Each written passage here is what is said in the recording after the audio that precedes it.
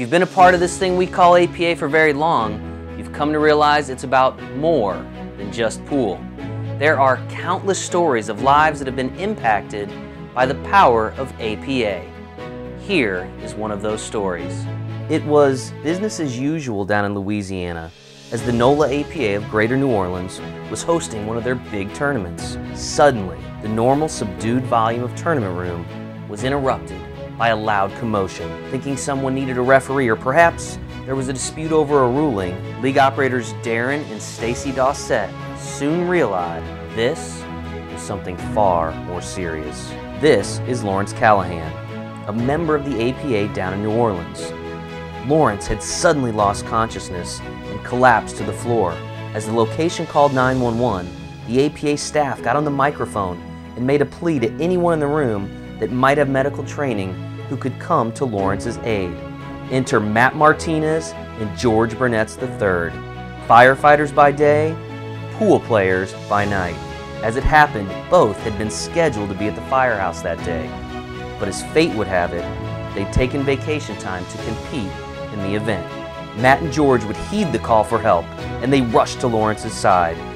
They immediately began administering CPR to Lawrence. As one of the firefighters kept his airways open, the other was repeatedly performing chest compressions in a desperate bid to save Lawrence's life.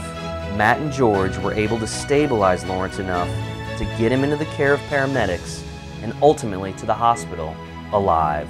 As it turned out, Lawrence had suffered a heart attack and had to have 3 stents placed in his heart. But he survived, thanks in large part to his fellow league members who had rushed to his side. Without them immediately coming to Lawrence's aid, he would not have survived. The prayers of his fellow league members had been answered. Lawrence and George would go on to qualify for the World Pool Championships in Las Vegas.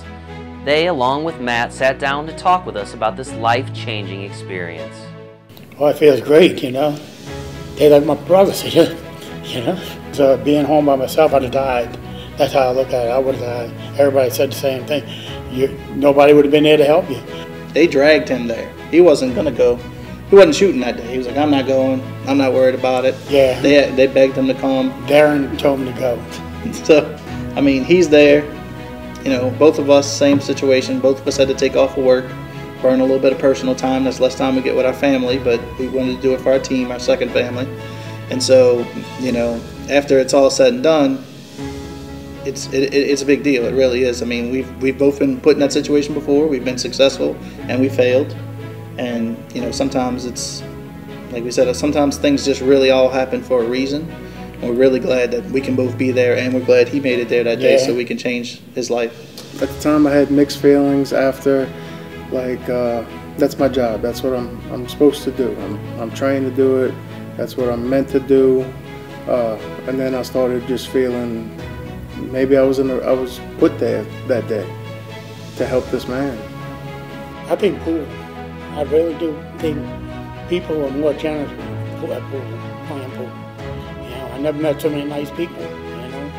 We do get a lot of questions on where people can get CPR trained.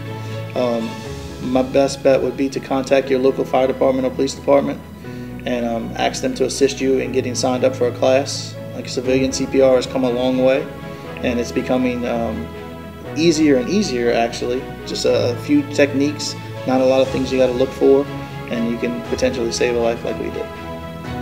Here's to Matt, George, and of course Lawrence for sharing this special story.